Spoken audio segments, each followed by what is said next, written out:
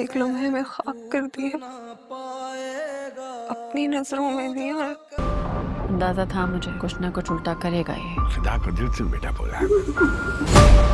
बस लड़ाई मार कुटाई की आवाजें आ रही थी। 24 घंटे यही दुआ है कि अल्लाह पाक मेरी बेटियों के नसीब जो है वो सोने के कलम से लिख दे। बिल्कुल खामोशी है, बिल्कुल खामोशी। कहर तू जितने ऐसे कर लेते इतना तो। यार ये जिस तरह तुम्हारे घर के चक्कर लगा रहा था ना फरासत, फरासत ने जो सनम और फिदा की ज़िंदगी में आग लगानी थी वो लग चुकी है। जब सनम अपने टूर से वापस आती है तो फिदा उसे बेइंतहा गलत इल्ज़ामात लगाता है। वो उससे कहता है कि तुम्हारा तैमूर को चक्कर चल रहा है क्योंकि मैं तुमको औलाद नहीं दे सकता, तो तुम ये ख्वाहिशात जो है अपनी कहीं और से पूरी कर रही हो।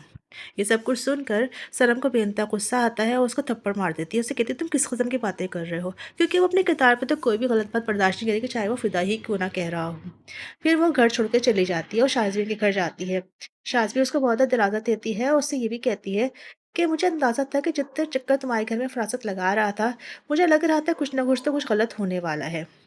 दूसरी तरफ फरासत जो है वो ये सब बातें अपनी बीवी को बता रहा है और बहुत ज़्यादा मज़े ले लेकर बता रहा है कि उन दोनों के बाद बहुत ज़्यादा लड़ाई हुई और फिर वो घर छोड़ के चली गई और अब तो बिल्कुल ही खामोशी है, किसी किस्म की कोई आवाज़ ही नहीं आती है। और फिर वो अपनी बीवी से ये भी कहता है मैंने तो फिदा को अपना बेटा माना है और दिल से माना है, मैं तो उसका साथ दूंगा, क्योंकि वो अभी भी सारी बातें उसको पता तो है नहीं, लेकिन वो आखिर तक जाएगा। फिर जो दोनों मियाँ बीवी हैं वो मिनाइल से भी कहेंगे कि तुम वली से जो है उसे कह दो कि वो रिश्ता लेकर आ जाए। अब आगे क्या होता है? क्या उसकी बेटियाँ भी सुखी रह पाएँगी? जिस तरह से वो दूसरे लोगों के साथ करता है, अब उसके घर में भी कुछ न कुछ तो होने वाला है।